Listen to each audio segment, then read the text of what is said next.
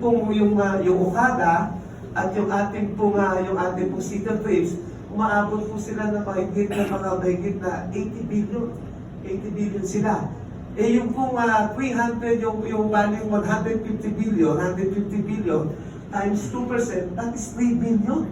That is 3 billion na ibibigay po sa Coast City. Sa Coast City.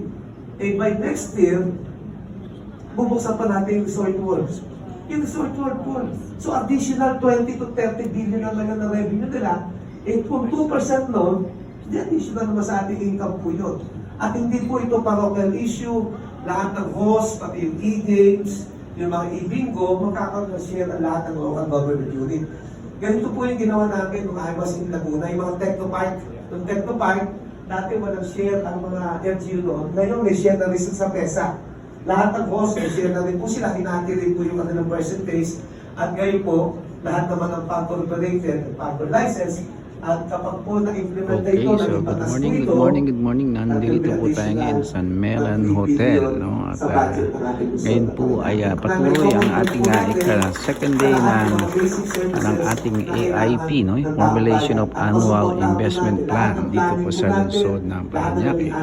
So ngayon po ay nagsasalita po ang ating panauhing pagdangal, walang ibang ating Congressman ng District 1, Congressman Edwin Olivares, no? Yan. At siyempre kasama rin po natin sa umaga itong ating po Mayor Eric Olivares, ang ating po Vice Mayor Joanne Villapuerte Vizcara. No? So good morning po. Kasama din natin ang ating mga kapitan.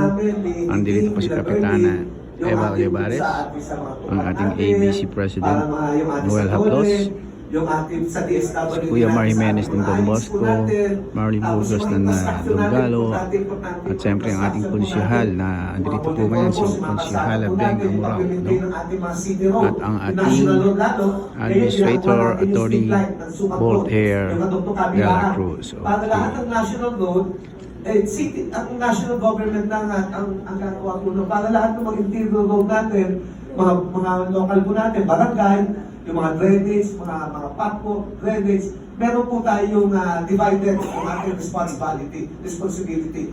Para yung national government, pati po yung mga national po natin road, para tayo po yung magiging tulay po doon. 2-hour district engineer natin, si Ruby Canlas. Para madali po yung ating coordination po natin sa lahat, pati sa pagpaplano po natin. Ng Barangay Kahapon nagkaroon po ng pagkakataon, nagkaroon po kami ng caucus sa DILG. Secretary Bonoan, yung pong ating Secretary ng DPWH sa Congress. At meron po kung binigay ng mga pointers sa kanila, pati kausap po natin yung DOTR. Kasi ito pong darating na fourth quarter this year, bubuksan na po natin yung ating LRT. Kahapon, ipiniliwanag ng DOTR, yung Las Piñas at yung papuntang Cavite, nasa 30% pa lang yung right of way issue nila. Samantalang ang Parañaque, tinapos natin yung 5 station, 100% yung ating right of way issue. Kaya bubuksan na po natin yung ating LRT come September, October. Palagpakan po natin po yan. Napakalang dami po. Sa natin LRT, ibig sabihin, ang dami na namang investment sa atin na pupunta. Kasi yung accessibility natin, yung mass transit natin, tuloy-tuloy na pupunta po sa ating lungsod na Parañaque. At maganda po dito, mukhang tuloy na yung ating Baclaran Gateway Market. Thank you, Pres. Kasi kung nagtayo natin yung Baclaran Gateway Market ahead of time, wala si LRT station, hindi siya mabubuhay. Kasi yung LRT station po natin, yung sa Redemptor Station, tabi mismo ng Baclaran Market po natin. Pero kung wala si LRT, paano lilipat yung mga tao sa kabilang kalsada ng Ross Boulevard? At ngayon, ang nangyayari, naglalakad yung mga tao kong Pasay, papunta doon sa simbahan, papuntang Taft, papuntang Quirino Avenue. Pag may LRT na po tayo, sa LRT sa Redemptorist, doon na sila bababa sa tapat.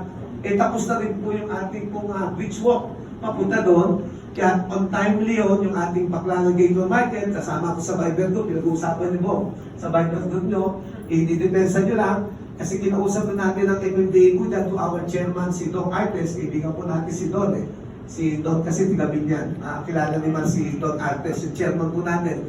mahigit ko ng Okay, 25 so isang mula sakop po rito sa Kakaiba Melan niya. Hotel, Kasama ko pa yung tatay niya, si Atty. Artes, City of doon namin Parañaque, nag-usap Joel siya Gosyon na po mag-isa government. na Alam mo na siya po yung sisimulan. chairman po natin. Nag-allocate pa siya ng 400 million. Di ba ba? Tama ba? Una 600. Ngayon. Nag-allocate ng 400 million para sa gateway market natin.